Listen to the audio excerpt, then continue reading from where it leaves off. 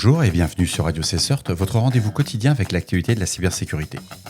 Nous sommes le mardi 1er juillet 2025, épisode 341. En direct de la canicule, je suis Marc-Frédéric Gomez et j'espère que vous allez bien. Au programme cette semaine, une faille critique dévoilée dans Firefox et Thunderbird, une 0D activement exploitée dans Google Chrome, les dessous d'une campagne d'influence iranienne sur les réseaux sociaux écossais, le retour d'un botnet de cryptominage ciblant les serveurs Linux et les dernières analyses du CERT-FR sur un groupe d'attaquants exploitant des vulnérabilités 0D. Bien entendu, vous retrouverez toutes les sources de cet épisode sur le site de radiocessor.org.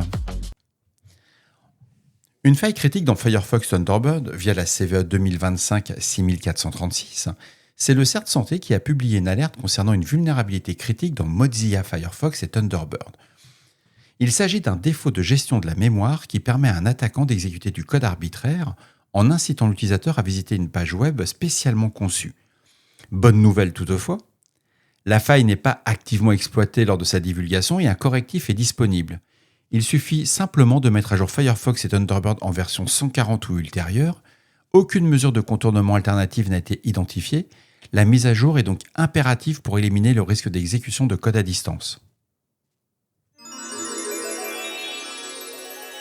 Google a de son côté diffusé en urgence une mise à jour de Chrome pour corriger une faille 0D critique, la CVE 2025-6554, déjà exploitée dans la nature.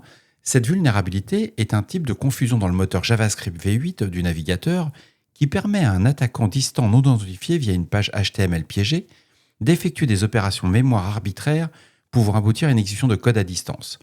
Découverte par le TAG, le fameux Threat Analysis Group de Google, la faille a été signalée le 25 juin 2025, poussant l'éditeur à déployer dès le lendemain un correctif de configuration en attendant le patch complet. Le 1er juillet, c'est-à-dire aujourd'hui, Google a livré une version corrigée, c'est la version Chrome 138.0.7204.x sur Windows et Mac et Linux, en précisant que cette vulnérabilité avait probablement été utilisée avec des attaques ciblées de haut niveau, possiblement étatiques. Là, c'est du suspense quand même. Bon, on ne sait pas quel état, mais c'est possiblement étatique. Étant donné que l'exploit circule déjà activement, il est vivement recommandé de mettre Chrome à jour sans tarder. Pour les autres navigateurs basés sur Chromium, Edge, Brave, Opera, Vivaldi, des correctifs sont en cours de déploiement.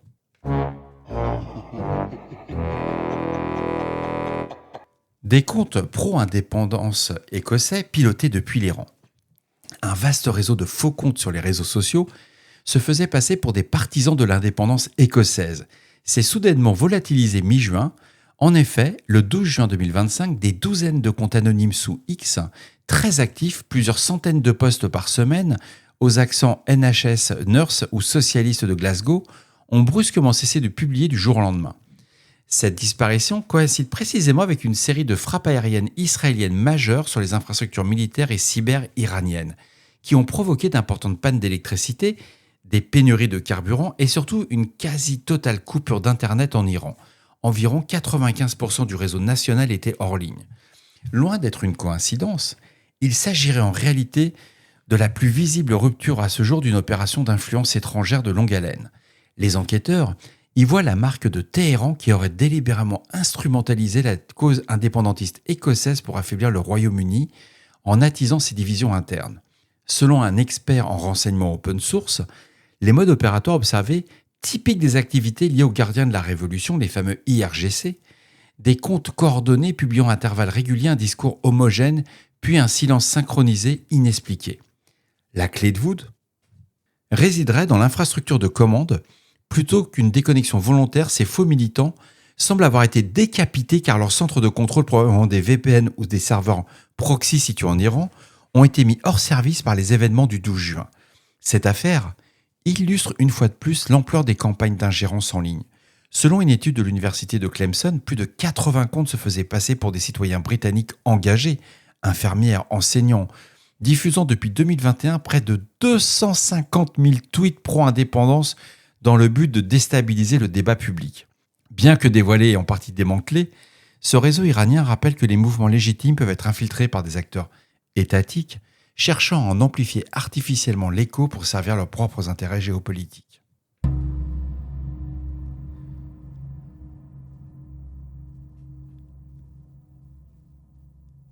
On en avait parlé un petit peu la semaine dernière. Les chercheurs de Palo Alto Network, la fameuse Unit 42, alertent sur le retour en force du botnet Prométhée. Une campagne malveillante sophistiquée cible les serveurs Linux pour en exploiter les ressources et miner de la crypto-monnaie.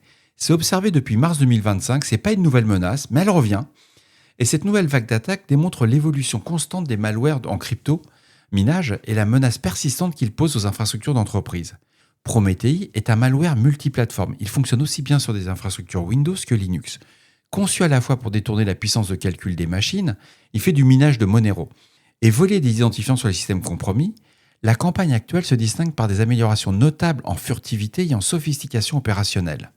Ce botnet adopte en effet une architecture modulaire qui permet aux attaquants de contrôler à distance les machines infectées, d'y déployer des charges utiles additionnelles et de maintenir un accès persistant au réseau de la victime. Découverte initialement en 2020, d'abord sur Windows avant d'élargir sa portée à Linux, Prométhée n'a cessé d'évoluer. Il combine aujourd'hui plusieurs vecteurs d'infection, attaques par brute force sur les services exposés, exploitation de failles SMB telles que Eternal Blue, rendu tristement célèbre par WannaCry, et d'autres vulnérabilités de protocoles SMB. Vous voyez, on n'est pas sur de la nouveauté. Ce qui a déjà fonctionné, on va continuer à le réessayer. Et vu que les patchs ne sont pas tout le temps faits, ça peut fonctionner. Alors, il y a quand même une bonne nouvelle. Les analystes n'ont trouvé aucune trace d'un état derrière cette opération. Alors, là-dessus, je suis un peu plus prudent. Pour le moment, il n'y a pas de trace que d'un état. C'est vrai qu'on ne voit pas dans du code source écrit Made in FSB ou Made in Iran ou Made in Corée du Nord. C'est assez rare quand même. Le mode opératoire correspond à un schéma purement financier où l'infrastructure a compromise et monétisée via le minage illicite. C'est vrai que Lazarus, ils font que du financier et pourtant c'est un État qui est derrière. Bon, voilà, ça fait partie des revues de presse qu'on voit. C'est des articles, les journalistes font comme ils peuvent, mais c'est pas forcément le bon niveau. Avant de faire de l'attribution et dire que c'est pas un État, parce qu'uniquement il y a juste de l'argent, il y a des pays sous embargo qui ont besoin de ces devises. Mais c'est quand même à lire. La NSSI a publié ce 1er juillet un rapport d'analyse sur un nouvel acteur de menace baptisé Ouken. Cet intrus a été identifié à la suite d'une campagne d'attaque observée en septembre 2024. Il cherchait à obtenir un accès initial au réseau de plusieurs entités françaises en exploitant plusieurs failles zero day sur des appliances Ivanti Cloud Service, les fameuses CSA. Des organismes nationaux dans les secteurs gouvernementaux, télécoms, médias, finances et transports figurent parmi les cibles touchées. Ouken est jugé d'un niveau de sophistication modéré. Ces opérateurs ont combiné l'utilisation de vulnérabilités zero day et d'un rootkit avancé avec de nombreux outils en source ouverte majoritairement, développés par des auteurs sinophones. Son infrastructure d'attaque est hétérogène mêlant l'usage de VPN commerciaux et de serveurs dédiés, selon la NSSI. Ouken correspond très probablement au groupe suivi par mendiant sous le code UNC 5174. Depuis 2023, ce collectif agirait comme un courtier d'accès initial. Il compromet des cibles, puis revend ses accès à des tiers intéressés, potentiellement des acteurs étatiques. Pour qu'il mène la seconde phase d'exploitation, jusqu'à présent, UNC 5174 était surtout connu pour exploiter de façon opportuniste des failles sur des équipements périmétriques. Le fait qu'il ait pu recourir à des zero day est une évolution notable, mise en évidence par l'agence, et d'après celle-ci, les opérateurs derrière Ouken UNC 5174 chercheraient en priorité à obtenir des accès privilégiés qu'ils pourraient monnayer auprès d'un commanditaire lié à un État désireux de recueillir du renseignement. Toutefois, le mercenaire n'oublie pas son intérêt propre. Au moins dans un cas, l'agence a observé un vol de données ainsi qu'une tentative d'installer un cryptomineur sur les systèmes ciblés, signe que Ouken poursuit aussi des objectifs lucratifs plus directs. Ce double visage, espionnage et cybercrime opportuniste, fait de Ouken un adversaire à surveiller de près. Les autorités recommandent aux organisations de maintenir leurs équipements à jour, notamment les solutions d'accès distants comme Ivanti CSA, et de déployer une détection renforcée sur les signaux faibles, pour opérer au plus tôt ce genre d'intrusion sophistiquée. Et voilà, cet épisode de Radio Cesseur du mardi 1er juillet 2025 touche à sa fin. J'espère qu'il vous apportera des informations claires et utiles. On se retrouve demain pour un nouvel épisode. Prenez soin de vous et à très bientôt sur Radio Cesseur.